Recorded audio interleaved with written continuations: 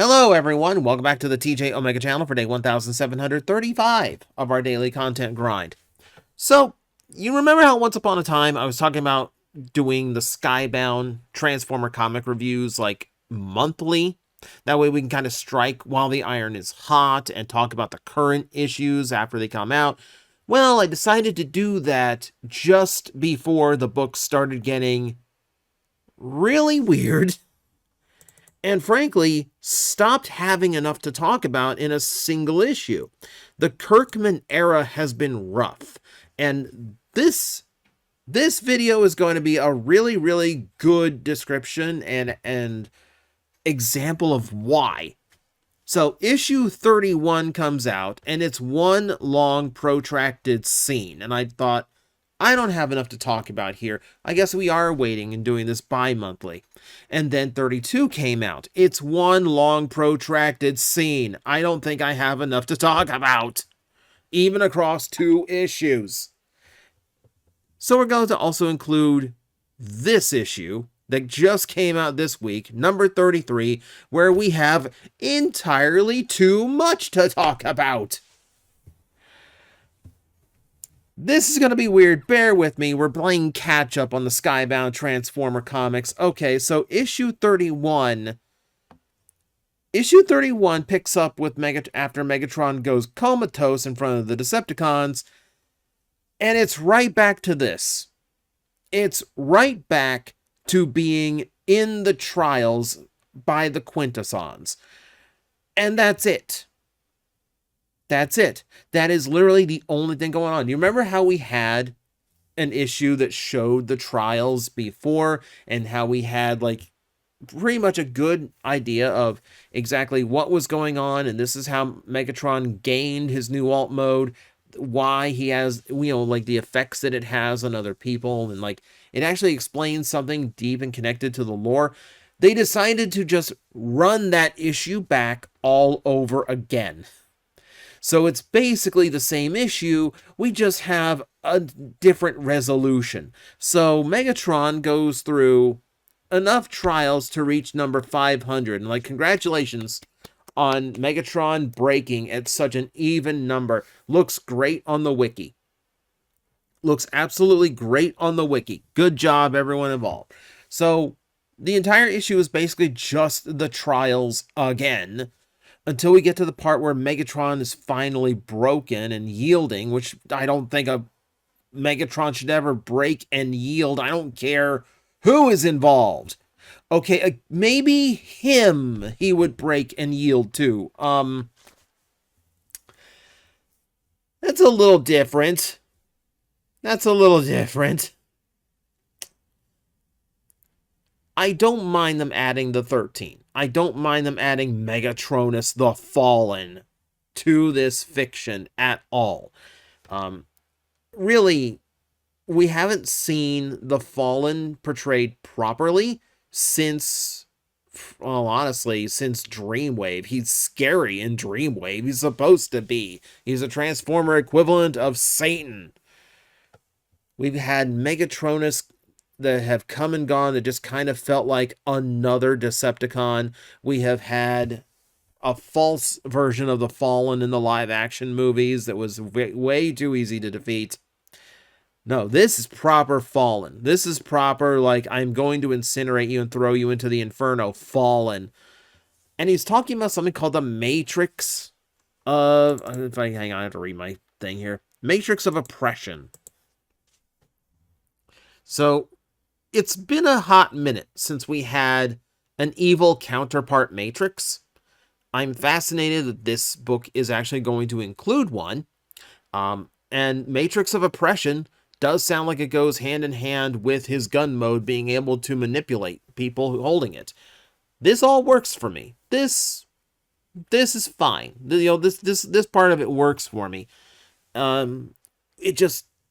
It shouldn't have been one whole issue to get to this point. It shouldn't have taken 20 pages of repetitive story to just get to this plot point.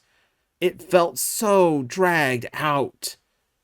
And on one hand, you're cementing everything Megatron's gone through, but at the same time, you didn't give us room to breathe. You didn't give us anything else to kind of absorb and take in. It was just the same thing for 24 pages. And then it ends with Megatron going into some weird crystal cocoon. And the Decepticons mentioning that he's turning into something. Whether that is Galvatron, Megatron X, a Nemesis Megatron, whatever it ends up being. It is some kind of Megatron influenced by the Fallen. And that is interesting, but I don't think you needed to, saturate the issue with it. Because that really does get boring to read, and frankly, a lot of it was just unnecessary fluff just to drag it out. So again, we move on to the next issue, where I thought, okay, with 2 issues, I usually have enough to talk about. But then we got a couple of cool revelations, but this issue is just one long, drawn-out fight scene, and again, we don't get to take a break away from it. We don't cut to anything else going on in the universe. We have books in this series where I thought they cut to too many plot points at one time. Where, I know there's a lot going on, but it feels like there's so much going on, it feels like we only get a few pages of each. And I want a little bit more. I want it to be drawn out, and I want it to breathe a little bit. This issue does not do that. It breathes too much. It's hyperventilating is what it's doing. So, 32 is all about Elita and her newly acquired Autobots and newly acquired Matrix of Leadership role, making it back to Cybertron. And okay, Elita's finally got the soldiers she wants. Okay, well, what happens? Well, they immediately get into a fight with Shockwave. Shockwave, who has brought an entire army of his own Decepticons along with him. So when Shockwave reappeared in this weird Spider-Man pose, looking down upon the Autobots returning to Cybertron before, and this kind of feels like a cool moment, right? This feels ominous, but also there's a lot of shadow and detail going on that kind of obscures exactly what you're looking at. So there's still a little bit of mystery and intrigue as to exactly what condition Shockwave is in. Well, here it's kind of laid out. Shockwave is missing an arm and entirely missing his head, except for that little dot, that little ball of light that apparently makes up his eye in this universe. And that's Shockwave now. And I feel like someone behind these books thought, this is going to be a really creepy, ominous look for Shockwave. This is going to present really, really strong as just a creepy, visual.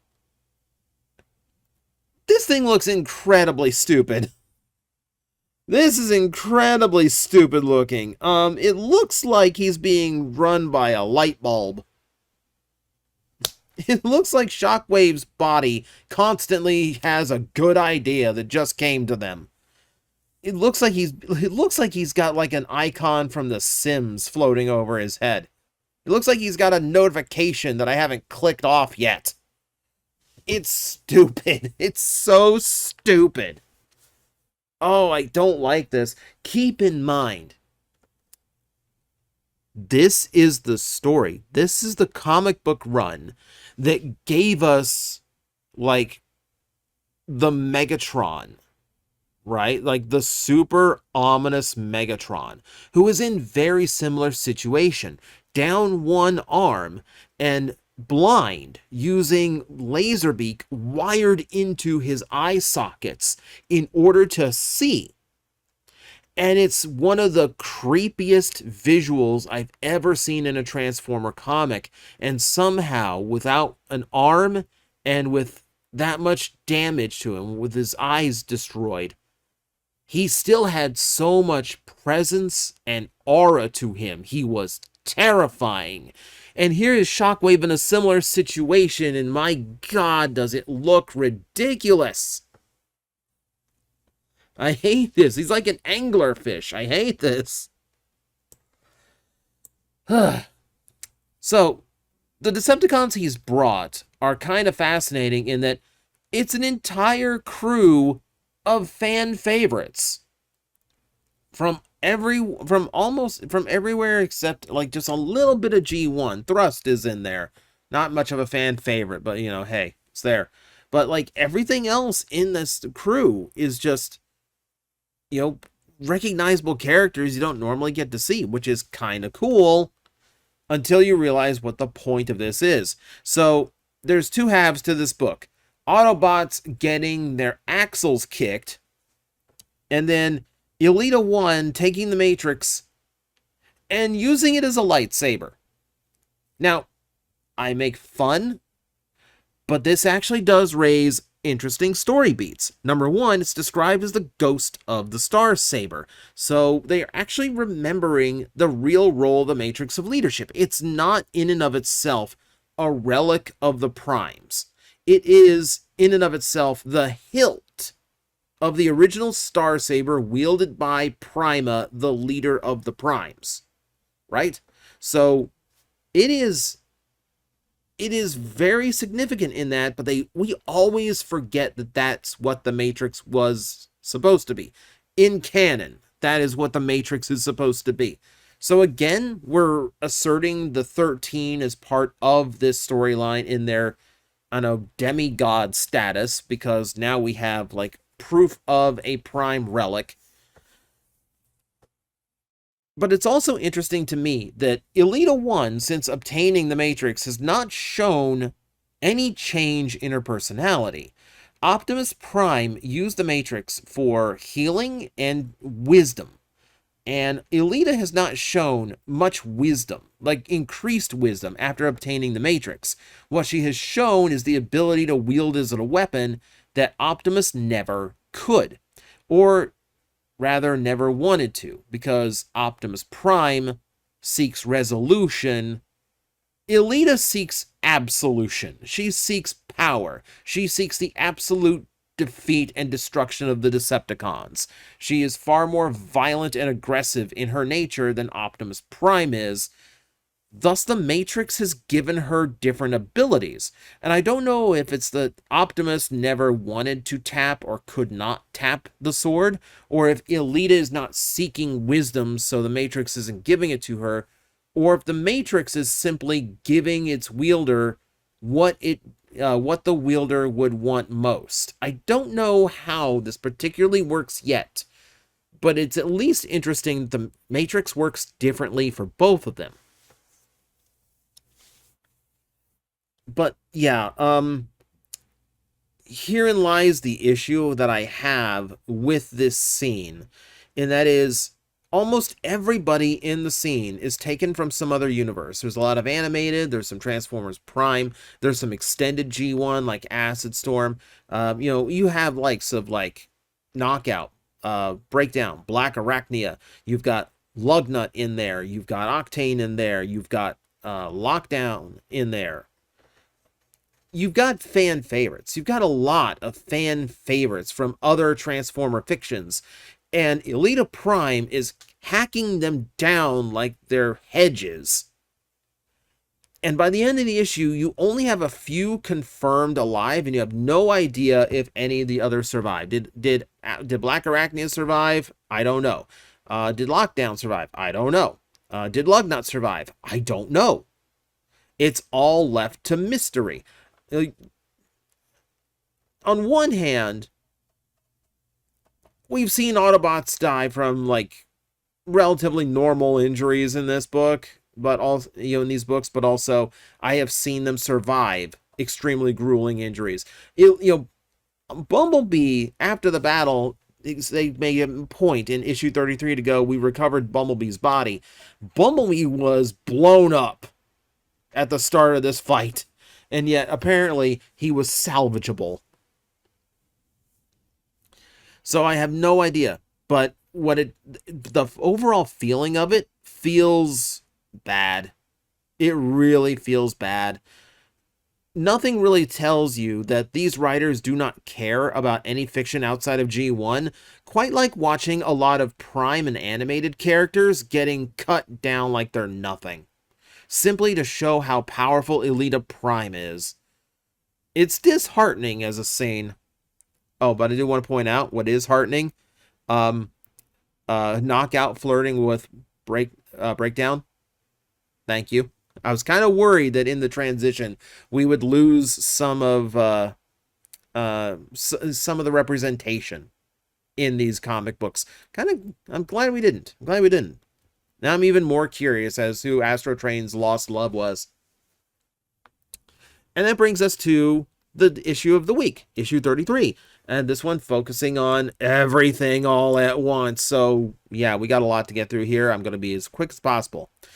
Optimus makes a mention he's not Orion Pax. He is Optimus. He is permanently changed by the Matrix, but he is not all the way back to where he started. He is weaker and he is lacking the wisdom, and with that comes a lack of confidence. There is a lack of certainty amongst Optimus Prime, which is extremely rare, and in this case, entirely justified. Without the wisdom of the Matrix, he's kind of floundering, and that's fascinating. So, we do see this new take on Optimus. He knows they still have a mission. He fears that he is not up to it anymore because he does not have the advantages he used to. But he is still acting very much like himself. The repair efforts on Earth are going fantastic, partially due to how much of himself he's putting into the repairs. So, pretty good take on Optimus. I do like that we're touching on that. He does confide in Spike, and he confides in RC Magnus, his insecurities, and they're both going to help him through it as best they can without letting anyone else know, because, he still is the leader, ultimately. But we don't get too long to settle on that. I got to touch back on this later. Back on Cybertron, we have the return of Hot Rod, Springer, and basically the Autobot crew from Void Rivals, who are now back in the story on Cybertron. So things are actually looking up for Alita. She's got the Matrix, she's got soldiers, she's got even more soldiers. They came loaded down with Energon, and it looks like we might be getting Ratchet and Bumblebee back up and running. Everything on Cybertron's actually going great for Alita for once, and we'll see how that continues. But that is literally like 2 or 3 pages out of this book, and then we move on again. Another story beat to talk about is Wheeljack. So, we have this neat little scene where Thundercracker and the aerial bots, which is kind of neat to see Thundercracker palling around with the aerial bots. We see them flying Wheeljack to the shard of Cybertron, where he is now setting up his new lab, because naturally it's loaded with Cybertronian tech that he can tap. And as he's exploring it, he ends up falling down into a undisclosed hidden room or whatever that has some glowy thing stored away. No idea what it is, because all we have is his reaction to seeing it, and that's it. As to what he found, we have no idea. My hope is it ties back into his discovery of the dinosaur bones from a previous issue, and we might get some Dinobots in the story. But who knows? It could literally just be anything glowy and blue at this point. Who knows? But that's all we get. That's all we get from that story. And then we get a little bit with our flyers. We touch on Silverbolt's fear of heights, which is kind of cool. I did like that. But we also touched on what Thundercracker saw when the Ark was temporarily teleported. And there's still that part of me that wonders if he is making this up as part of some grand scheme to kind of like stay in friendly with the Autobots, as some like insider thing that he worked out with Skywarp, etc. I don't know how to parse this yet. I want Thundercracker to be a good boy and stay an Autobot so badly, and I'm just scared that this is like part of a bigger thing, because it came out of nowhere and it sounds like he made it up. But I don't know to what end, why he would make up something like this. So for now, I have to assume it's legit, and we're just incorporating in humanoids into this. You know what? Fine. Another Hasbro property. Why not, I guess. In humanoids, Cobra Law, I can't remember. I was never into either of those franchises, so I missed up. But it is fascinating to see that like they touch back on that particular plot beat, because we have not even heard mention of it in a while. I'm still kind of waiting for like the story Thundercracker trying to gain some kind of acceptance among the Autobots or prove himself. You realize how long it's been since Thundercracker donned an Autobot symbol, and we still haven't touched on the most obvious of plot points yet with him? And it doesn't look like we're going to, because the Aerobots were 100% cool with him. So we touched on that, and then we move again to another story beat. And that's the continued training of Carly, as well as with RC Prime, getting all these big pink bots mixed up. Now, we basically just show that, like, yeah, like they're still doing that whole, like, they're still doing the the mentor bond thing. They are still in training. Carly is training to basically be action human, which makes me think like Headmaster on the way, or something. But it like shows just a little bit of human, like Spike like taking notes in his journal, Carly finally reuniting with Cliffjumper to go wheeling around the woods. Okay, so a little bit of fun stuff, but also focusing a lot more on Carly training to be a lot more like combat heavy. Like we're entering this realm of like Verity from the IDW run, which I wouldn't mind. I don't mind action humans. But that is, again, a brief plot point we touch on before we move to another plot point, which is Cliffjumper hanging out with Shredhead. We're finally doing something with Shredhead, by the way, that isn't just them solving everyone's problem of the day.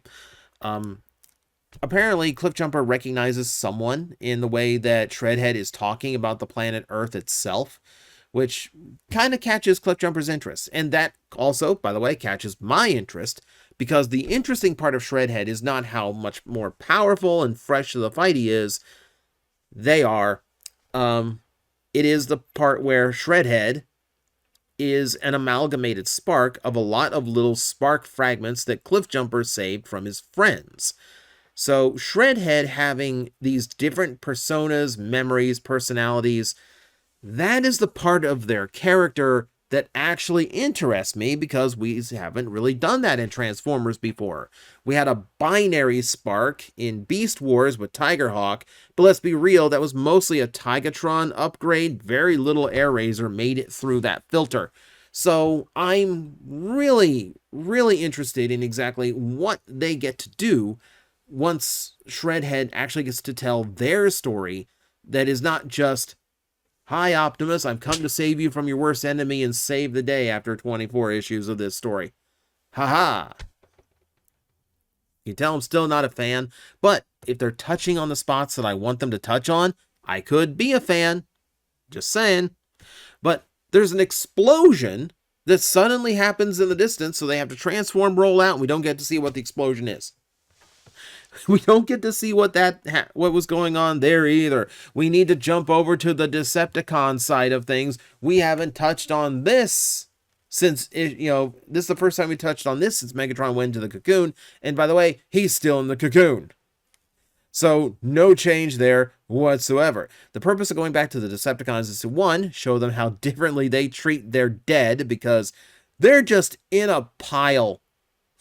They're just in a room in a pile, where like they brought back the bodies for Blitzwing and Slipstream, but they didn't actually do anything with them or make any attempt to revive them.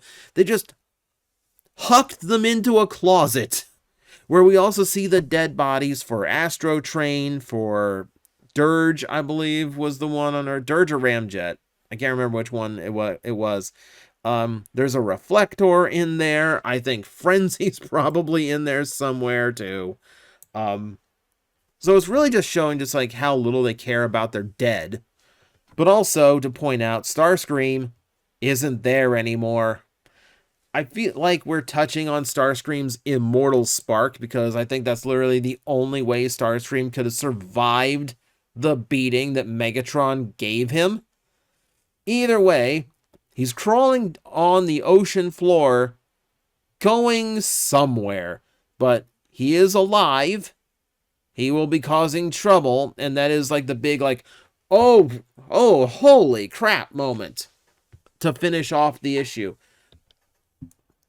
I don't know if you realize this, but yeah, Kirkman really likes to end issues on big, oh my god, kind of moments. You know, Megatron going into the cocoon.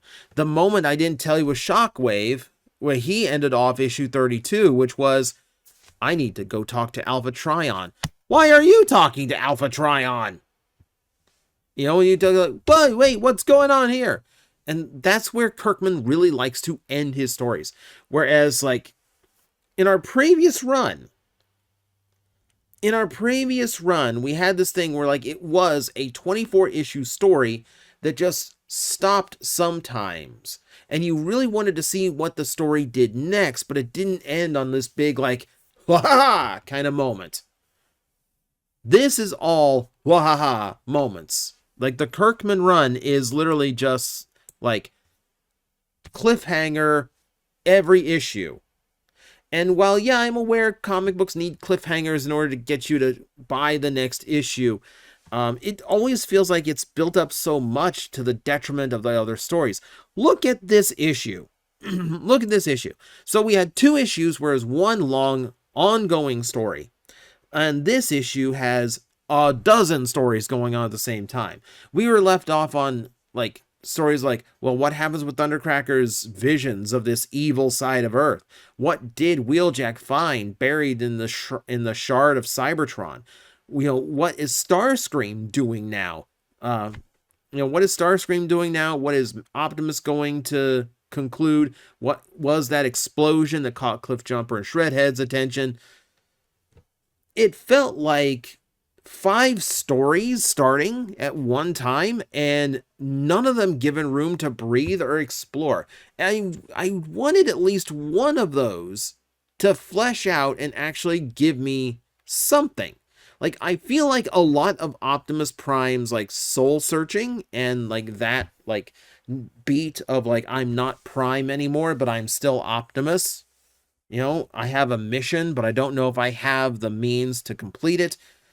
I feel like that would have been great material to be a break in one of the previous issues. Either somewhere in between, somewhere, like, we don't need to see every moment and every trial that Megatron goes through. I can take, 4 to 6 pages out of the middle of that book. Talk about Optimus Prime. Show the juxtaposition. The book used to be really good at showing juxtaposition. To show the difference between what Optimus is going through and what Megatron is going through, because both of them are ultimately mental struggles, but being handled in vastly different ways. And that would have been great to show the 2 rivals and what they're going through at the same time. But it got put off until issue 33, where it feels crammed in with no room to breathe amongst all these other story beats going on. And there's other things too that go in through this. We touched back to, Wheeljack twice. I feel like that could have also been something, like, let's have a whole story, like, let's get Thundercracker's stuff with the dark side of Earth and, like, flying out to the shard. And there gives us a chance to have, like, a little bit of breathing room for Thundercracker to kind of make his case for, like, yeah, this is why I'm on Autobot now. Thanks for trusting me. That kind of thing. Like, let us see the boy as part of the group. He's barely had any dialogue since joining the Autobots. It's disheartening as someone who, like, calls Thundercracker their favorite Seeker these days. And I love seeing Autobot Thundercracker. And, like, I'm not getting him. Because we're just drowning him in all these other story beats. It feels like there's one thing going on that is dragged out way too far, or too many things going on that aren't allowed to breathe. And I feel like these 3 books in general could have balanced out so much better if some of these, like, this multitude of things going on in this month's issue had been spread out in the previous 2 issues instead. Just a little bit in each one, just so I'm not reading the same thing for 24 issues. So, that's the thoughts of the day. I know that for a comic book review, this is a very long one, but really, I genuinely felt like I didn't have enough to talk about in 2 books, and I felt like with these 3 books, It highlights the issues I'm having with the Kirkman run so well. I had to get it off my chest today. So, there we go. There is a lot of explanation as to my issues right now with the Kirkman run of Skybound. Let me know in the comments section below. Like, I don't want to tell like I'm like totally dogging on this, because there are story beats I like. There are things I'm looking forward to seeing happen. It just feels like we're building up so many like gotcha, like holy crap moments and reveals, and like, what is that all about? I'm not getting an overarching story anymore. And by the way, spoiler alert, we're going to have to touch on the military side in the next issue. So we're going to throw even more in as everything else is going on.